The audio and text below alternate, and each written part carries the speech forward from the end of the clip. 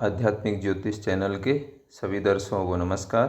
सर्वप्रथम मैं भगवान तथा परमपिता परमेश्वर से प्रार्थना करता हूँ कि आपका जीवन सुखी और मंगलमय हो और आप अपने जीवन में निरंतर प्रगति करते रहें। आज मैं आप लोगों के समक्ष उपस्थित हूँ। बुध ग्रह का जो मिथुन राशि में गोचर हुआ है, इसका मेषादि राशियों पर क्या प्रभाव होने वाला है। तो वीडियो प्रारंभ करने से पूर्व मैं आप लोगों से निवेदन करना चाहता हूं कि आप मेरे इस YouTube चैनल आध्यात्मिक ज्योतिष को सब्सक्राइब करें, नोटिफिकेशन बेल को ऑन कर लीजिए और इसके अलावा आप मुझे इसमें सुझाव भी दीजिए ताकि मैं अपने जो वीडियो बना रहा हूं उसमें कुछ सुधार अगर करना हो तो मैं सुधार भी कर पाऊँ। तो आइए हम वीडियो को शुरू करते हैं।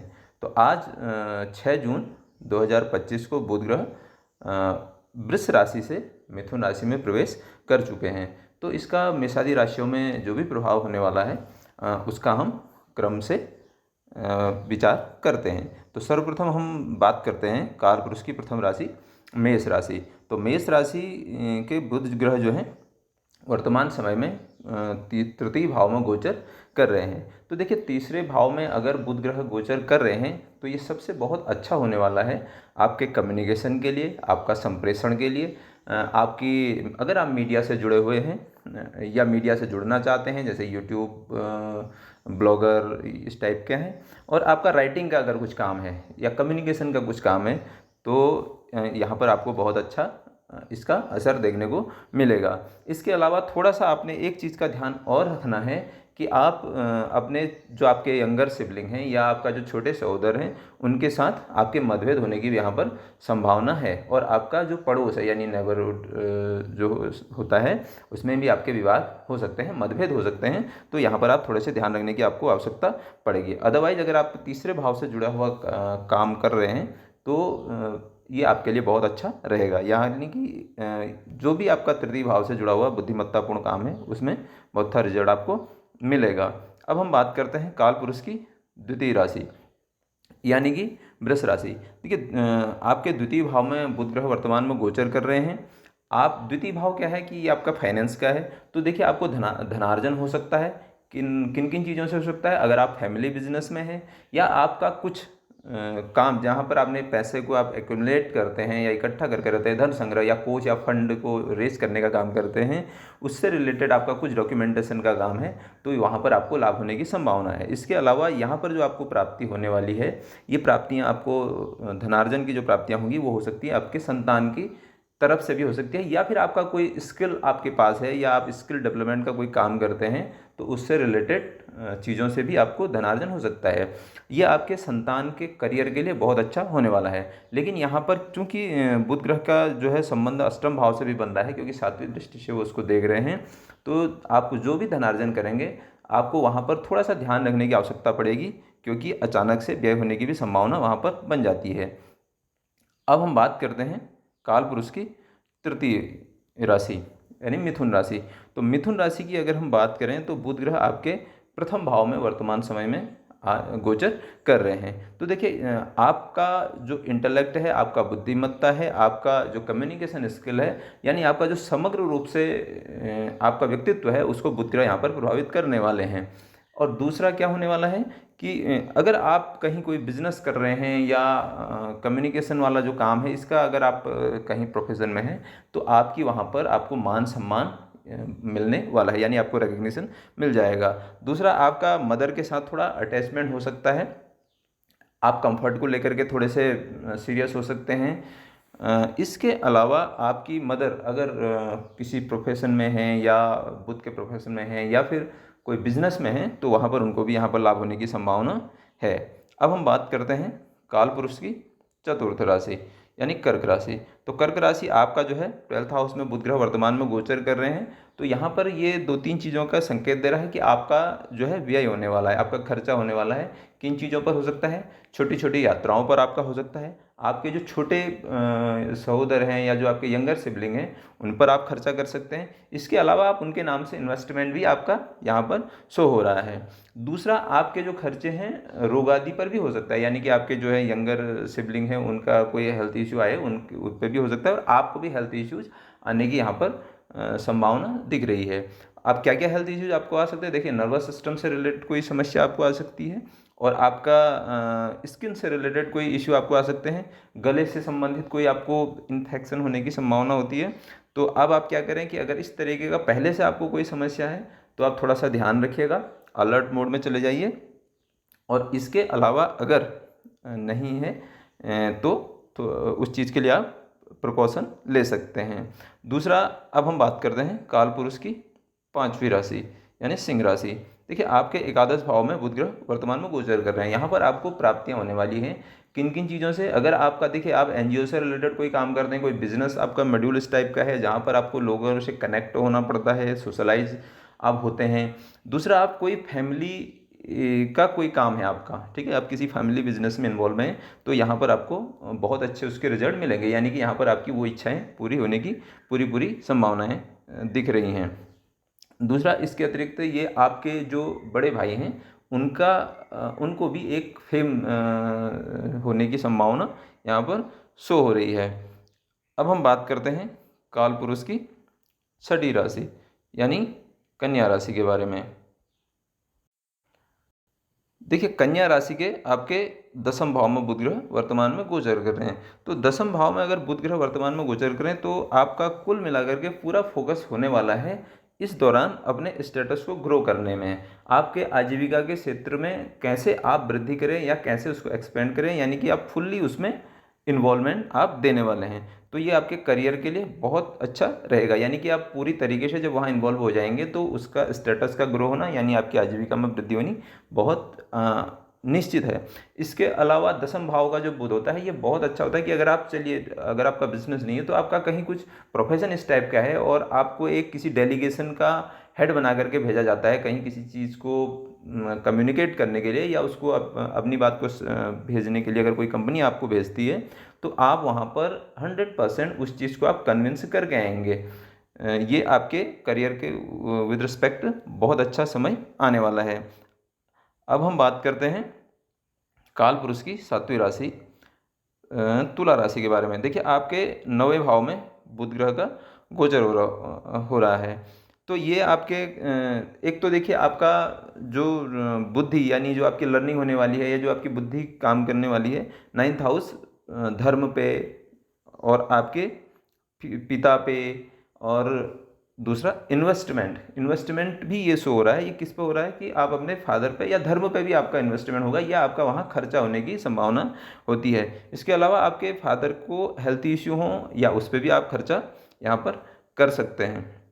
लेकिन 9वें भाव में अगर बुध ग्रह गोचर करते हैं तो ये थोड़ा सा कहीं ना कहीं आपको एक चीज़ का ध्यान रखने की आवश्यकता है, क्योंकि ये नैसर्गिक रूप से बृहस्पति यानी कालपुरुष के 9वें भाव के जो स्वामी होते हैं बृहस्पति होते हैं, तो इस भाव को बृहस्पति रूल करते हैं। तो यहाँ पर आपको थोड़ा सा अपने एथिक्स के साथ या मोरलिटी के साथ कंप्रोमाइज़ नहीं करना है। अगर आप यहाँ पर उसके साथ कंप्रोमाइज़ करेंगे तो आपको उसके जो खराब परिणाम है भविष्य में देखने को मिल सकते हैं। तो एथिक्स के साथ आप कंप्रोमाइज़ मत कीजिए, क्योंकि ये थोड़ा सा एक समय ऐसा है कि यहाँ पर आप सोच सकते हैं कि थोड़ा सा बेईमानी कर ली जाए तो उससे क्या फ़र्क पड़ रहा है, आप ऐसा सोच सकते हैं, बट आप ऐसा सोचिए मत। हाँ, आपके पिताजी अगर कोई ऐसे पर्सनैलिटी हैं, मीडिया पर्सनैलिटी हैं या उनका अपना बिजनेस है तो उनके लिए ये बहुत अच्छा समय जाने वाला है। अब हम बात करते हैं कालपुरुष की 8वीं राशि यानी स्कॉर्पियन वृश्चिक राशि। तो वृश्चिक राशि आपका क्या है कि अष्टम भाव में बुध ग्रह वर्तमान में गोचर। तो यहाँ पर बुध आपको क्या कर सकते हैं कि आपके सडनली जो है काम रुक सकते हैं, या आपकी कोई कहीं से लाभ आपको प्राप्तियाँ होने वाली हैं या आपके इनकम के सोर्सों को ये थोड़ा सा ब्लॉक कर सकती है या उसमें ऑब्स्टिकल्स आ सकते हैं। और आपको जो गेन है, और ऐसा भी हो सकता है कि सडनली आपको गेन भी होने की एक संभावना होती है। किससे हो सकती है? आपको देखिए अगर आपका काम कुछ रिसर्च से जुड़ा हुआ है या फिर ऑकल्ट से जुड़ा हुआ है या फिर सर्जरी या इस तरीके से जुड़ा हुआ है और मैन्युफैक्चरिंग का काम है या इंश्योरेंस का है, और दूसरा क्या होता है कि ये इनहेरिटेंस प्रॉपर्टी का भी यह होता है। तो जो कमाया यानी जो कमाया नहीं है आपने पैसा, उस तरीके का धन भी आपको मिलने की संभावना यहाँ पर होती है। इसके साथ ही साथ ये बुध आपके फादर को थोड़ा बहुत हेल्थ इश्यू भी दे सकते हैं। और दूसरा, ये किन लोगों के लिए बहुत अच्छा होगा? जिनका रिसर्च से जुड़ा हुआ है, जो बहुत ज़्यादा माइन्यूट लेवल पर काम करते हैं या मेडिटेशन में है, ऑकल्ट में है, रिसर्च में, इंजीनियरिंग में है, तो उनके लिए ये बुध बहुत अच्छा है। यानी कि यहाँ पर आपको बहुत अच्छे अनुभव प्राप्त हो सकते हैं। अब हम बात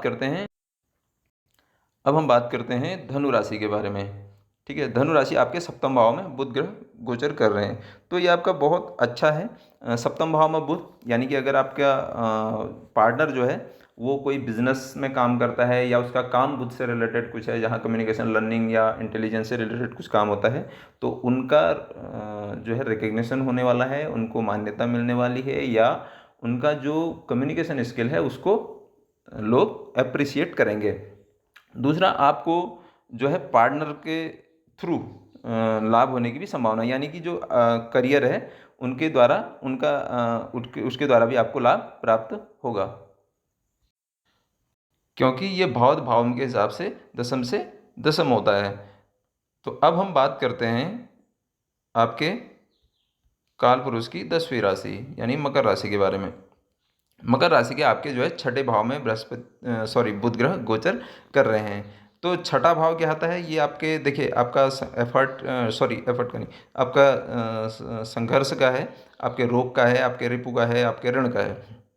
तो जो लोग पहले से देखिए विवाद सुलझाते हैं दूसरों के, जैसे वकीलों का काम होता है, या जो दो लोगों के बीच में कंप्रोमाइज़ कराते हैं, अगर आपका उस तरीके का काम है, या डॉक्टर जो दूसरे का इलाज करते हैं, सॉल्यूशन प्रोवाइड कराते हैं, उस तरीके का काम है, तो उसके लिए ये बहुत अच्छा समय होने वाला है। दूसरा, अगर आप किसी ऐसे प्रोफेशन में हैं जो मरकरी यानी बुध के उसमें है, जैसे डॉक्यूमेंटेशन का है, या लर्निंग का है, या एजुकेशन का है, या फिर कम्युनिकेशन का है, उसमें अगर आप जॉब करते हैं तो उनके लिए बहुत अच्छा समय है। अदरवाइज यहाँ बैठा हुआ बुध आपको रोग भी दे सकता है। रोग किस तरीके का था, जैसे स्किन डिजीज हो गया, नर्वस सिस्टम से रिलेटेड, यानी कि जो आपको तंत्रिका तंत्र से संबंधित कुछ प्रॉब्लम्स हैं, इस तरीके की भी समस्याएं ये दे सकता है। तो यहाँ पर आपको थोड़ा सा अपना रूटीन ठीक करने की आवश्यकता है।